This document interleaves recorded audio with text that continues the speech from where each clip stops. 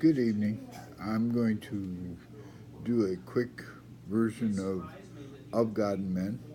I tried to do one earlier, but I don't know what happened to it. And I hope it gets through, but it may not. Anyway, what I want to talk to you about today is the lie. The lie that we will all die because of. That lie is that we are apart from and separate from God. We're not. We are part of. And if we do things right, we are one with God. He gives us everything. He gives us the ability to overcome everything. But it's up to us. He gave us this world. He didn't take it from us. He gave it to us. He doesn't take things from us. When He gave us this, He gave it to us to control, for us to decide what we would do with it, whether we would make it wonderful or we would make it horrible.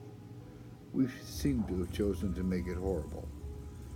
It's a shame, but it's all because we seek to be apart from God rather than to be with God. We are part of God, but we can refuse because He allowed it. He said, what you choose, that's what you'll receive. So if you choose to be apart from, then you will be apart. Think about what that means. You're going to be alone forever. I hope that people will consider that when you think about it. Take a look at the world around you. Around here, in this world, many people get together and try to control the fewer. They think that together they can control, but they don't understand control. Control comes from your feelings. It was given to you and only to you. You can give it to whoever you want to, or you can give it to none of them. You can give it to God, and you can seek to serve Him by serving to all that is His, including all of the people. But remember that everyone that you serve have got to try to serve Him too. Otherwise, you're just wasting the gift He gave you.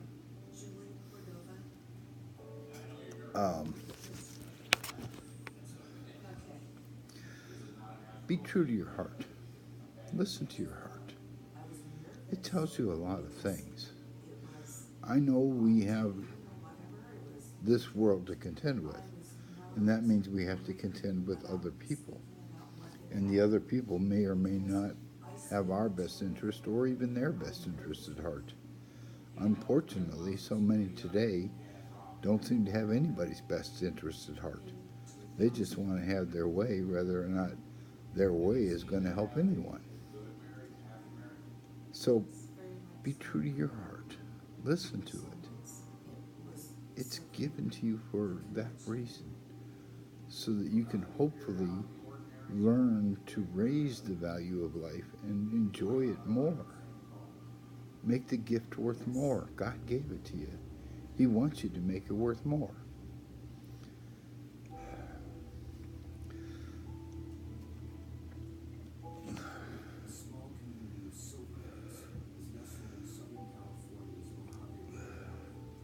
You got to think about things as Jesus did. When you think about it, He was walking along and in the mountains, and He was talking to people that came out to see Him, and He just talked to them, one person at a time.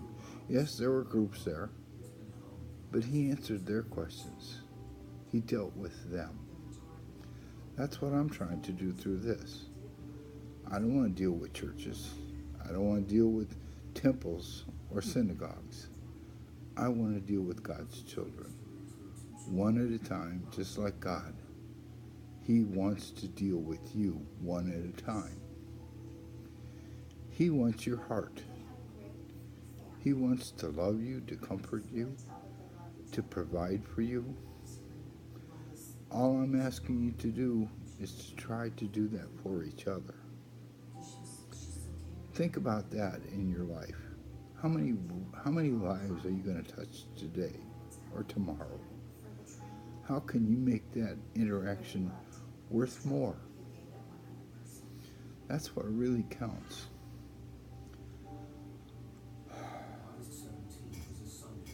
I actually have notes today, so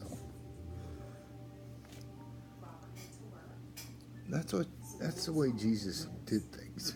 Stop and think about it. He came here before the advent of mass communication and being able to talk to someone halfway around the world, which I get to do.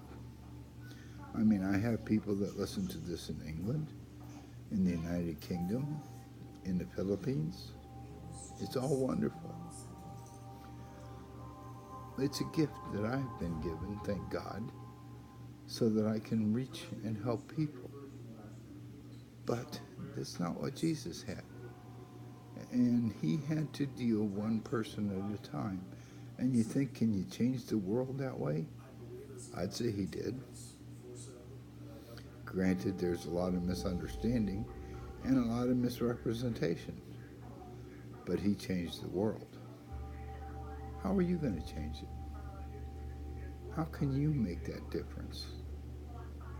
Maybe not to the world, but if you make that difference in your life, the world will be much more valuable to you, and you are to them. Use your desires. We all have different desires. We all have different thoughts, different ideas. Use your desires to help people, not to harm them. Remember this. They have just as much right as you do to make their own decisions. So all you can do is look at the decisions they make and see, do they violate God's law or don't they? If they don't, you have no right to say anything. If they do, you have to be able to show without any guesswork that that is what they did, because that is how they judge themselves. Hold them accountable to that, not to what you think, not to what you wish, but to what they did. That's justice. That's what God gives all of us. We actually have justice, because the one who judges us is going to be ourselves. The concept of Jesus as your defender, he's only going to defend those who actually try to change their life, try to live the way he told them to. Just because you claim his name doesn't mean anything unless you claim his life. Unless you change your life to be like his, doesn't mean anything. A lot of people can say they're Christians, and that's not what he did. That's not the way he lived. Just like the Muslims today, they talk about God, Allah. But what have they done to serve God? How are they dealing with his children? They say if you don't agree with everything they say, that you should die. But they don't know anything yet. Ask them, what is the difference between sacrifice and mercy?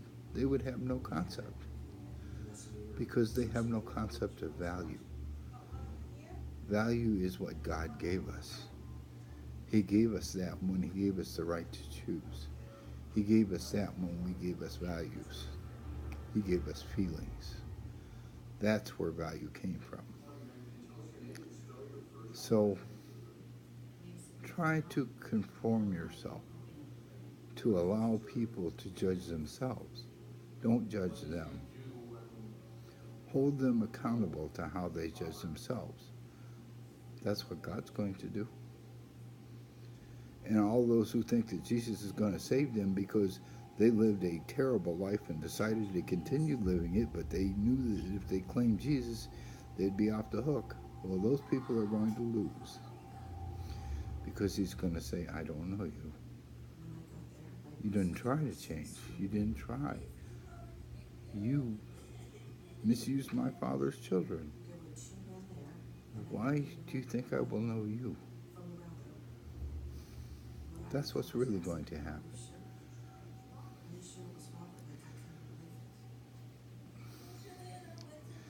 Your heart is your gift from God. It gives you the feelings. You understand your own feelings, but you cannot understand somebody else's. God gave them to you. By that, he gave you dominion over everything. He told you, each individual, to choose. Your church can't choose it for you. Nobody else can. Not your priests, not your Catholics, not your popes, not your religious leaders. Only you. Because your feelings only affect you. I love you. I hope you'll take some time and consider this. And think of things differently. Don't think of them as, what can I do? Just think, how can I live? How can I live my best life? Raising the value of life for everybody. That's what Jesus wants. That's what God wants. Whether you are a Christian, a Jew, a Muslim, the Father of all, the Creator of everything, is our Father. He gave us this place and wants us to make the best of it, not to destroy it. He wants us to help each other be happy, not help each other break our vows to ourselves, because our vow is our word to ourselves. And if you can't keep your vow, if you can't keep your promise to yourself, how are you going to keep a promise to him or to anyone else? Understand what your promises are and make those that you can keep. But if you can't keep them, then you need to understand what they are and why you failed. And then seek forgiveness and peace. I love you. I hope you have a good night. See ya. Bye.